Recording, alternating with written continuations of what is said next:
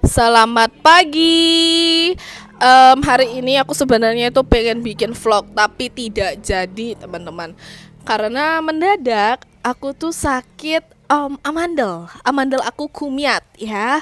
Jadi suara aku agak cempreng gitu. Takutnya kalian annoying dengar suara aku, dan kalau kalian lihat muka aku ini full jerawat karena aku kebanyakan makan karbohidrat dan juga gula waktu liburan. Jadi muka aku kan sensitif ya, jadi nggak terkontrol lah muka aku. Tapi nggak apa-apa, jerawat itu bisa sembuh dan yang penting sehat selalu gitu ya. Tapi nggak mengurangi semangat aku buat hari ini ngonten untuk kalian. Jadi mohon maaf banget ya, aku harus voice over untuk yang kali ini.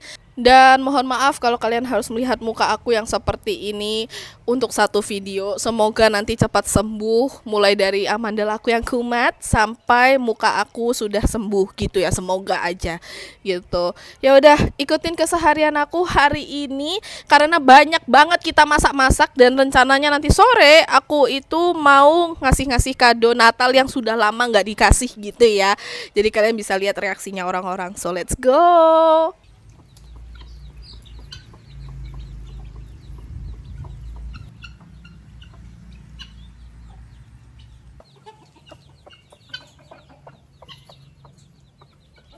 Bagaimana nih? Begini kak.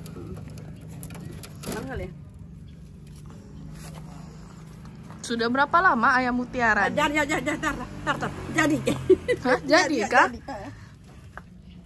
Biar kalian gak bingung, tadi barusan kami melihat 10 butir telur ayam mutiara yang baru saja muncul 3 hari yang lalu.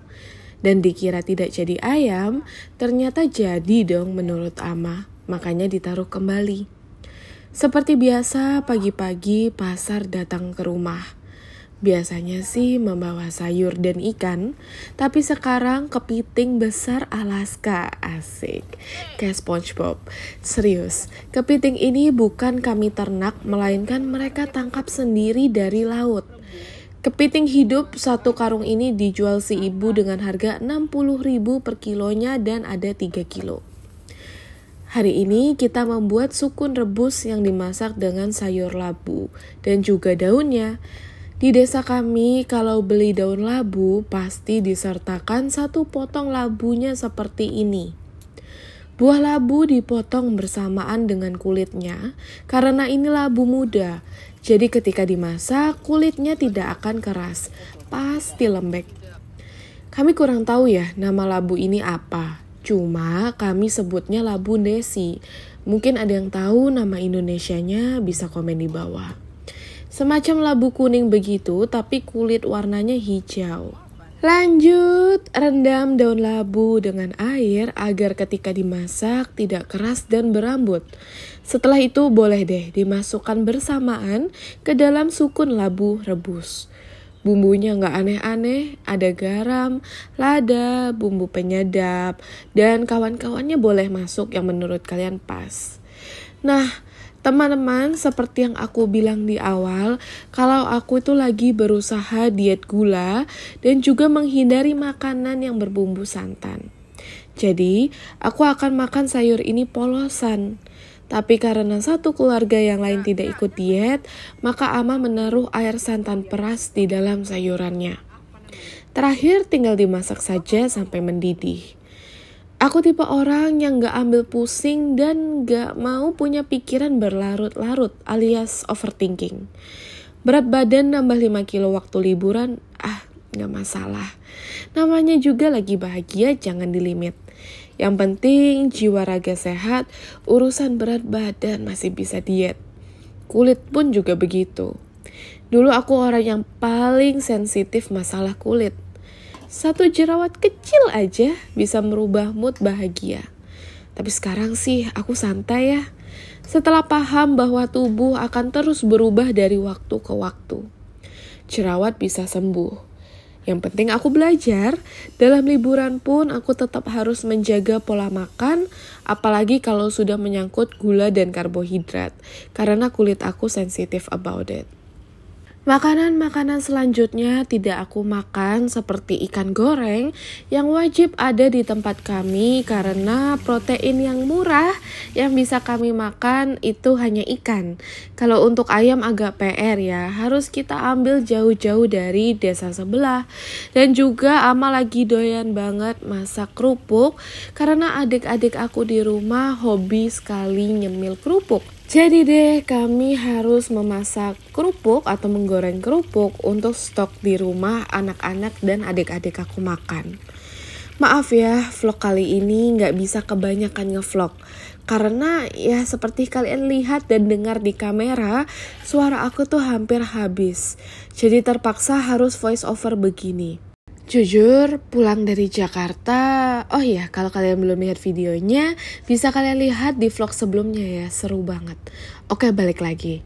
Jujur, pulang dari Jakarta dengan segala kesibukan dan hiruk pikuknya, itu benar-benar membuat aku sangat bahagia dan bersyukur hidup di desa.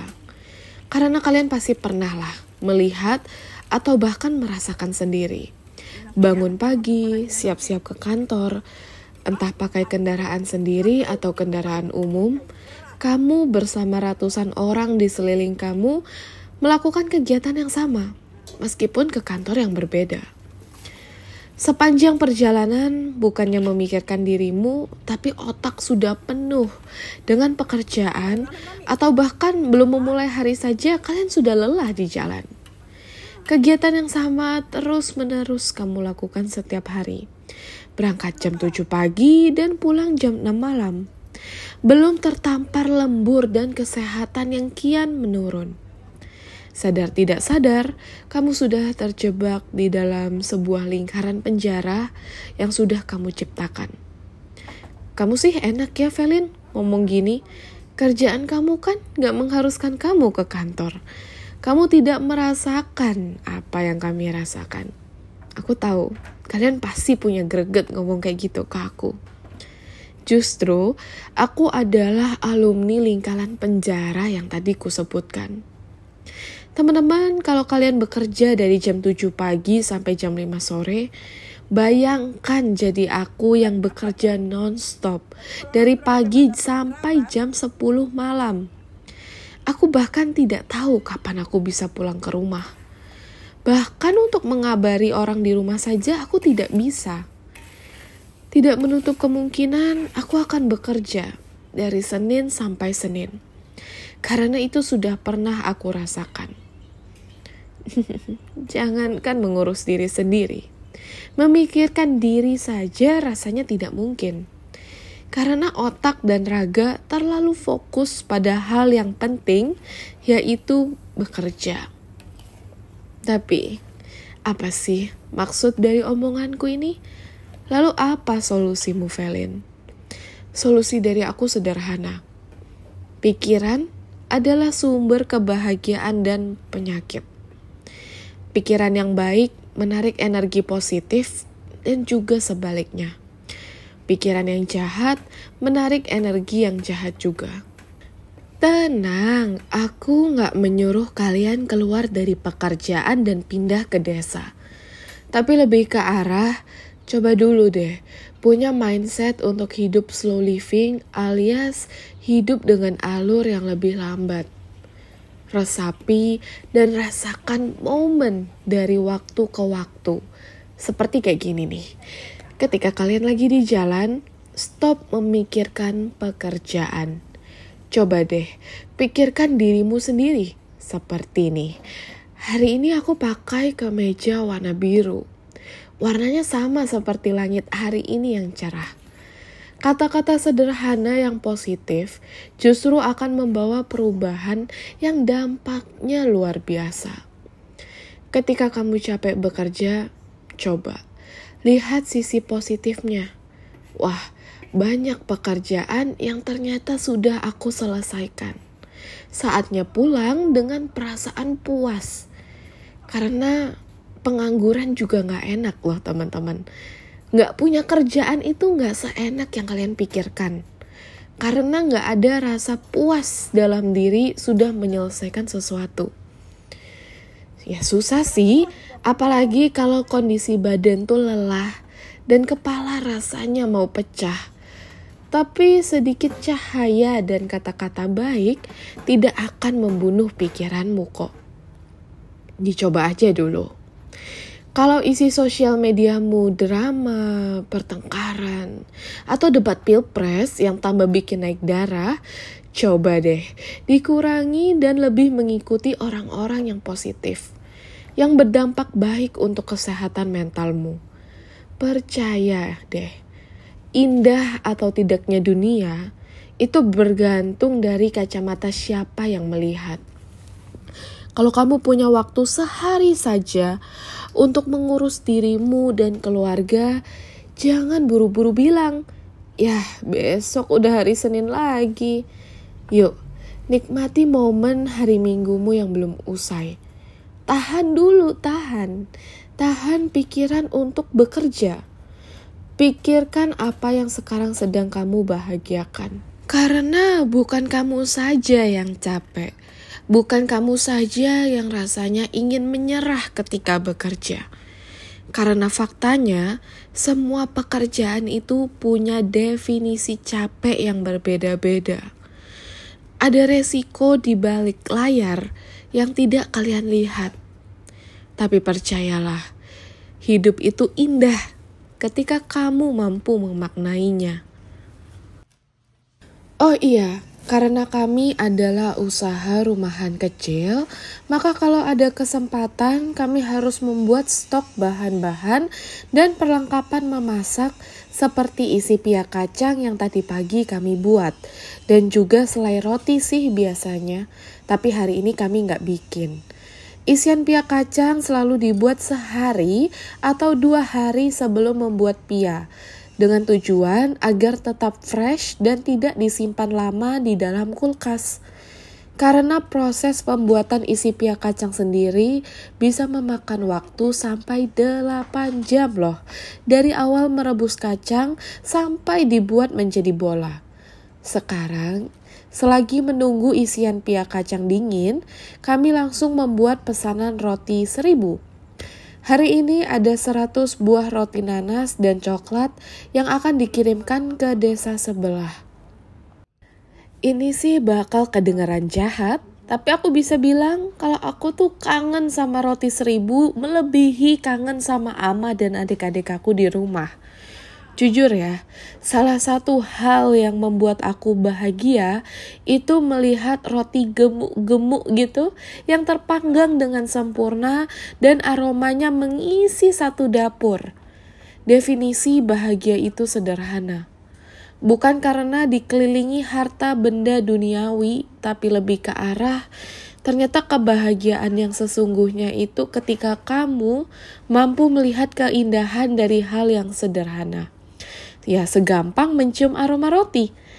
Itu kenapa aku selalu mengajarkan kita semua, terutama aku juga, untuk slow living. Tanpa kalian sadari, kebahagiaan itu ada di sekelilingmu. Aku tahu ini akan kedengaran seperti aku membesar-besarkan gitu, makna slow living. Tapi jujur, aku itu bahagia hanya dengan melihat sunset. Padahal sunset kan tiap hari ada. Tapi gak bosan tuh aku. Justru bahagia, seneng, dan bersyukur bisa melihat matahari terbenam setiap hari. Ya kalau sampai matahari gak terbenam, kiamat dong, gimana sih? Sharing-sharing positif yang aku bagikan hari ini jangan disalahartikan sebagai menggurui kalian ya. Aku pun tuh jauh dari kata sempurna. Dan sama seperti manusia pada umumnya, sampai detik ini pun aku masih menciptakan kebahagiaan-kebahagiaan kecil setiap harinya. Hari ini kami hanya berjualan roti 1000, 100 biji ya, kurang lebih. Kalau per roti untungnya 300 rupiah, hari ini kami bisa untung 30.000. Yeay! Yang lucu, kalian tuh gak percaya loh, kalau untungnya cuma 300 perak. Coba deh kalian hitung sendiri. Jangan lupa ditambah sama komisi ke toko 200 perak per roti. Belum lagi ongkos perjalanan. naik travel, kita itu harus bayar sopir 10.000 rupiah. Tapi nggak apa-apa, Ama bekerja karena passion. Namanya juga orang tua ya, jangan dipaksa tidur di rumah dan gak ngapa-ngapain. Kasian loh, otak sama jiwa raganya itu bisa lumpuh. Jadi kalau Ama lagi produktif kayak begini, kalian jangan kasihani. Karena banyak loh dari kalian yang masih berpikir kami itu memperbudak Ama. Padahal pekerjaan ini beliau yang inginkan. Bayangkan deh, kalau beliau nggak kerja roti 1.000 ini dan malah hanya tidur, makan di kamar atau hanya jalan-jalan keliling rumah. Aku nggak bisa bayangin betapa stresnya beliau melihat kami yang beraktivitas sedangkan beliau yang mau ABCD aja dilarang. Seperti yang aku bilang, karena hari ini hanya membuat roti 1.000, alhasil kami lanjut untuk membola-bola isi pia kacang yang sudah dingin. Ya kurang lebih 1,5-2 jam kemudian ya. Karena pia kacang ini padat, jadi dinginnya juga lama. Nggak secepat kalau roti yang berongga. Semua pia kacang yang dibulat-bulat ini sudah ditimbang, jadi semua isiannya mirip 11-12 per gramnya. Memang tidak sama semua, tapi mirip ya. Jadi nggak ada yang dapat satunya kecil banget, yang satunya gede banget gitu. Setelah buat roti, aku dan Ama makan siang. Di sini makan siangnya makanan yang tadi pagi sudah kita masak. Sengaja kita taruh dulu di panci agar lebih hangat aja ketika dimakan. Makanan siang kami seperti ini. Mudah dan murah, tapi rasanya enak dan memorable. Kalian bisa lihat ya, aku makan dari mangkok yang berbeda, jadi jangan lagi bilang Velin gak diet pasti. Tuh lihat, mangkok aku beda. Jadi ini adalah kado-kado Natal yang seharusnya aku kasih waktu Natal, tapi aku kasihnya sekarang karena telat ya. Jadi daripada gak pernah sama sekali, mending kita kasihkan ya. Ini aku mau lihat target dulu, di kamar ini ada siapa, di rumah ini ada siapa gitu ya. Jadi bisa langsung kasih. Nah ini Jamal duluan nih ya. Jamal nih. Nah Jamal nih, tidak merayakan tapi kasih kan? Ya buka toh. Unboxing. Iya. Buka. Ya saya di sini ya.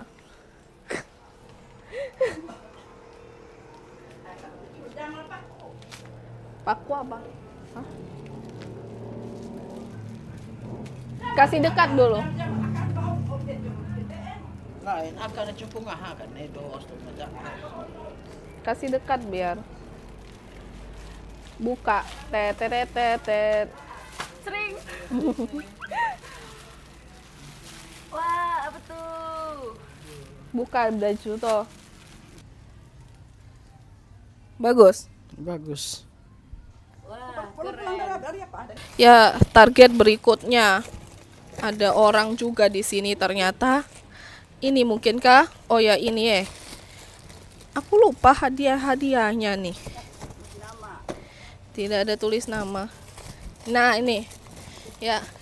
Tutup mata dulu. Ya. Nah, itu targetnya tuh. Sengaja dia di sini memang. Nih. Wah, terima kasih. Buka dulu. Karena aku sering lihat pakai tas hitam tapi dari Samsung, entah kenapa. Jadi kasih tas. Puji Tuhan dapat berkat, guys. Aduh, ini tasnya bagus sekali. Satu lagi. Ini apa lagi nih, teman-teman? Kita lihat dulu. Jadi ini dipakai setelah pakai hand body. Sebelum pakai hand body. Oh. Wow, ini saya belum pernah punya yang seperti ini. Sore-sore gini aku mendengar suara ribut yang datang dari dapur ya. Jadi aku kepo, ini ada apa gitu, sampai mereka ribut-ribut gitu. Ternyata ama rombak-rombak piring. Jadi piring-piring ini adalah piring-piring hadiah dari bibi aku yang buka toko.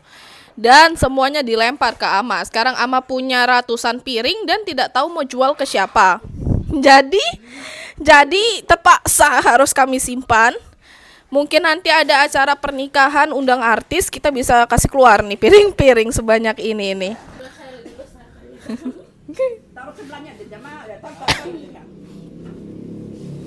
Ama kalau tidak ada kerjaan begini, cari kerjaan beliau, angkat-angkat segala macem. Karena aku tidak punya track record baik dengan beling, karena aku sering banget mecahin kaca. Aku tidak akan ikut dalam project ini, aku hanya nonton. Selesai, cepat. Pokoknya hanya taruh dos aja di belakangnya Jamal dan selesai. Malam ditutup dengan memberikan kado-kado Natal untuk ibu pendeta dan juga adik aku di gereja. Aku punya adik di gereja, ini adik kecil aku namanya Shannon. Dia senang sekali dan mau mainan masak-masakan. Jadi seperti dan sesuai permintaan dia, aku ngasih kado hadiah masak-masakan.